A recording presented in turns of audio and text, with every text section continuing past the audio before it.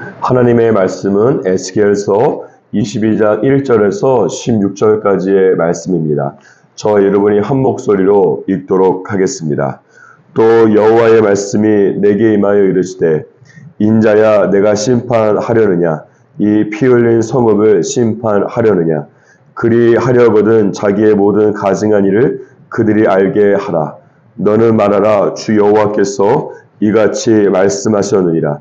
자기의 가운데에 피를 흘려 벌 받을 때가 이르게 하며 우상을 만들어 스스로 더럽히는 성아, 내가 흘린 피로 말미암아 죄가 있고 내가 만든 우상으로 말미암아 스스로 더럽혔으니 내 날이 가까웠고 내 연한이 찼도다. 그러므로 내가 너로 이방의 능력을 받으며 만국의 조롱거리가 되게 하였노라.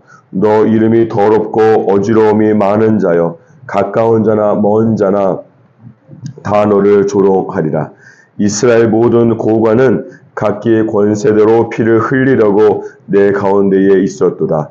그들이 내 가운데에서 부모를 업신여겼으며 내 가운데에서 나그네를 학대하였으며 내 가운데에서 고아와 과부를 해하였도다.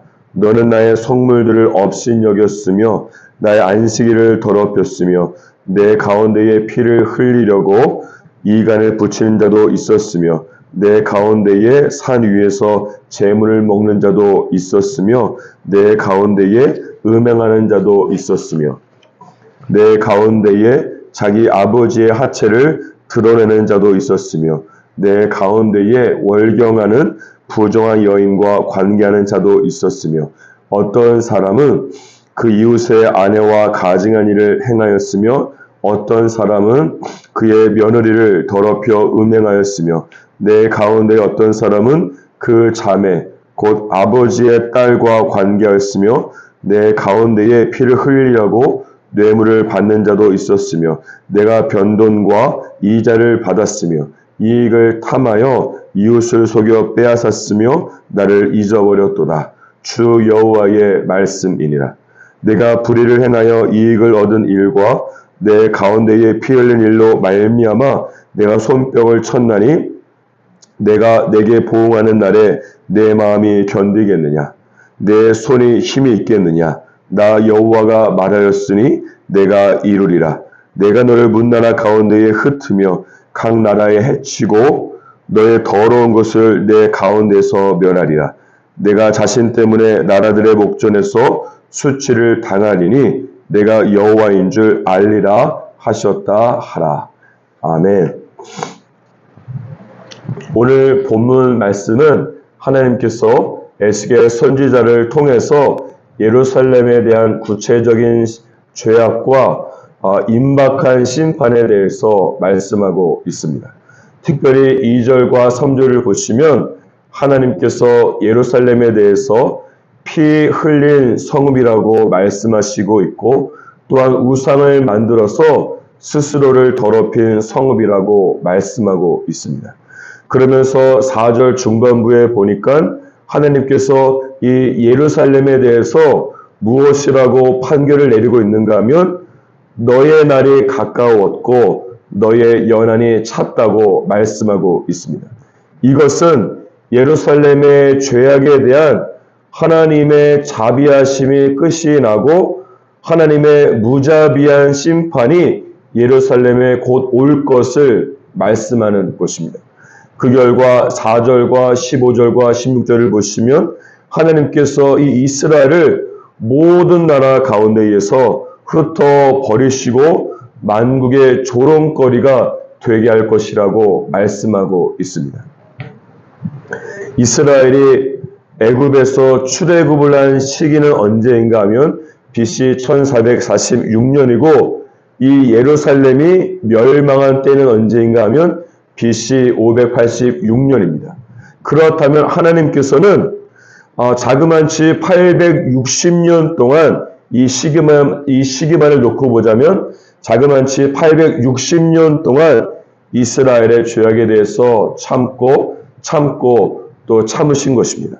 왜냐하면 로마서 2장 4절에 보니까 하나님께서는 인자하심으로 이스라엘을 인도해서 회개하도록 하기 원하셨기 때문입니다. 그럼에도 불구하고 이스라엘은 로마서 2장 4절 5절에 기록된 것처럼 하나님의 오래 참으심을 멸시한 것이고 또한 회개하지 않음으로 인해서 그들 가운데에 임할 진노를 차곡차곡 쌓고 있는 것입니다. 그 결과 오늘 본문 말씀 4절에 기록된 것처럼 너의 날이 가까웠고 너의 연한이 찼도다라고 하는 하나님의 최후 통첩을 받게 된 것입니다. 따라서 하나님께서 저와 여러분을 향해서도 너의 연한이 찼도다, 너의 날이 가까웠다라고 말씀하시는 하나님의 마지막 선고가 떨어지기 전에 저와 여러분 안에 있는 죄악들을 회개하시기를 주님의 이름으로 축복합니다. 사실 저와 여러분은 죄악으로 인해서 오늘 말씀에 기록된 이스라엘 백성들과 같이 사형 선고를 이미 받은 존재가 아니겠습니까? 로마서 6장 23절에 보면 죄의 삭은 사망이라고 말씀하고 있기 때문에 그렇습니다. 그런데 하나님께서 이 나를 향한 하나님의 최후의 통첩과 하나님의 진노를 나의 죄를 위해서 십자가에 죽으신 예수 그리스도에게 모두 다 퍼부은 것입니다.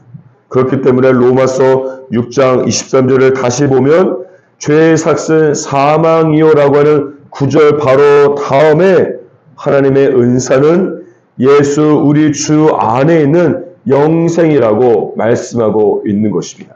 예수 그리스도께서 나의 죄를 위해서 십자가에 죽으심으로 말미암아 저와 여러분이 영원한 생명을 은사로 선물로 받았음을 말씀하고 있는 것입니다. 사랑하는 여러분, 그렇다면 사망과 심판의 선고를 받았다가 영생을 은사로 받은 저와 여러분은 어떤 삶을 살아야 되겠습니까? 마태복음 18장에 보니까 베드로가 예수님께 한 가지 질문을 하고 있습니다. 그것은 무엇인가 하면 한 형제가 자기에게 이 죄를 범하게 되면 도대체 몇 번이나 용서를 해야 합니까? 라고 질문하면서 7번이면 충분합니까? 라고 예수님에게 물어보고 있어요. 이와 같이 이 사람이라고 하는 것은 자기에게 죄 지은 사람을 정말로 관대하게 대하고 용서해 준다고 해도 7번이 마지노선이 되는 것입니다. 이 마지노선을 지나면 나는 참을 만큼 참았다라고 생각하면서 나의 분노를 정당화하고 분노가 폭발하게 되는 것이 아니겠습니까? 그러니까 인간은 다른 사람이 나에게 지은 죄에 대해서는 7번까지 용서하려고 하고 내가 다른 사람에게 지은 죄에 대해서는 7번이 아니라 70번을 용서받으려고 하는 것이 바로 인간입니다. 다른 사람이 나에게 지은 죄에 대해서는 칼 같은 공의를 적용하고 1원까지 계산해서 모두 받아내려고 하고 내가 다른 사람에게 지은 죄에 대해서는 강 같은 은혜를 적용하고 두루뭉술하게 계산을 하려고 하는 것이 아니겠습니까? 제 자신을 포함해서 인간은 염치가 없어도 너무 없는 것입니다. 이것을 간파한 예수님께서 이 베드로의 질문에 무엇이라고 말씀하십니까? 7번씩 70번이라도 형제를 용서하라고 말씀하신 것입니다. 따라서 만약에 내가 오늘 말씀에 기록된 이스라엘보다 더하면 더했지 별반 다를 것이 없는 죄인임을 정말로 알고 인정한다면 첫 번째, 나를 향한 하나님의 사망 선고를 나에 대한 하나님의 은사인 영생으로 바꾸어 주신 예수 그리스도의 십자가를 찬양을 해야 될 뿐만 아니라 두 번째는 내가 예수 그리스도께 용서받은 것처럼 나에게 죄 지은 사람을 7번씩 70번이라도 용서할 수 있는 십자가의 삶이 저와 여러분에게 임하기를 주님의 이름으로 축복합니다. 다시 본문 말씀으로 돌아와서 6절 이하의 말씀을 보면 정말 이스라엘이 해도 너무했다라고 하는 생각이 들 정도로 이스라엘이 저지른 죄악이 정말 샅샅이 기록되어 있습니다. 이스라엘의 고관, 다시 말하면 이 정치 영역에서의 죄악에서부터 시작해서 사회와 가정에 이르기까지 모든 영역이 죄악으로 인해서 영적으로 무너져 있는 것을 볼 수 있습니다. 특별히 10절과 11절을 보시면 이스라엘의 성적 죄악에 대해서 말씀하고 있습니다. 자기 아버지의 하체를 드러내고 며느리와 음행을 하고 자매 곧 아버지의 딸과 성관계를 했다고 말씀하고 있지 않습니까? 그런데 사실 이 성적인 죄악이라고 하는 것은 겉으로 잘 드러나지 않고 이 은밀하게 행하는 것이기 때문에 다른 사람이 알게 될 것이라고 잘 생각을 못하는 경향이 있습니다. 왜냐하면 이 모든 죄인들의 착각이기는 하지만 내가 지은 죄는 왠지 걸릴 것 같지 않고 완전 범죄가 될 것 같은 착각과 생각이 그 안에 있기 때문에 그렇습니다. 하지만 오늘 말씀 보시면 이 구중 궁궐 같은 비밀을 가질 수 있는 가정 안에서 행해진 온갖 성범죄 또한 하나님 앞에 여러분 낱낱이 드러나고 있지 않습니까? 그래서 누가복음 12장 2절에 보면 감추인 것이 드러나지 않을 것이 없고 숨긴 것이 알려지지 않을 것이 없다고 말씀하고 있고 누가복음 12장 3절에도 어두운 데서 말한 모든 것이 광명한 데서 들리고 골방에서 귀를 대고 말한 것이 지붕 위에서 전파된다고 말씀하고 있는 것입니다. 죄악을 사람의 눈에 숨길 수 있을지 모르지만 하나님의 눈은 절대로 피해갈 수가 없는 것입니다. 따라서 사람의 눈을 의식하면서 살아가기보다 하나님 앞에서 코란데오로 신적 의식을 가지고 살아가는 저와 여러분이 되기를 주님의 이름으로 축복합니다. 뿐만 아니라 저와 여러분 같은 이 그리스도인은 성령 하나님께서 우리의 마음 안에 내주하고 계십니다.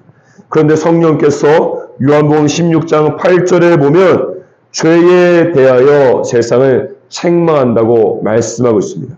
이것은 성령 하나님께서 모든 그리스도인의 마음 안에 내주하시면서 거주하시면서 내가 깨닫지 못하는 죄에 대해서 알려주시고 세상의 법에 있어서는 죄가 아닐 수 있지만 하나님의 법에 의하면 죄가 되는 것에 대해서도 깨닫게 해주시고 말씀해 주심을 의미하는 것입니다. 따라서 저와 여러분은 무엇보다 나의 심령 안에 성령 하나님께서 기록하신 하나님의 법과 말씀을 따라 살아갈 수 있기를 주님의 이름으로 축복합니다. 예레미야 33장, 31장, 33절에 보면 하나님께서 나의 법을 그들의 속에 두며 그들의 마음에 기록하며 나는 그들의 하나님이 되고 그들은 내 백성이 될 것이라고 말씀하셨기 때문입니다. 마지막으로 사랑하는 여러분, 이사야 33장 21절에 보면 너희가 오른쪽으로 치우치든지 왼쪽으로 치우치든지 너의 뒤에서 말소리가 너의 귀에 들려 이르기를 이것이 바른 길이니 너희는 이리로 가라 할 것이라고 말씀하고 있습니다.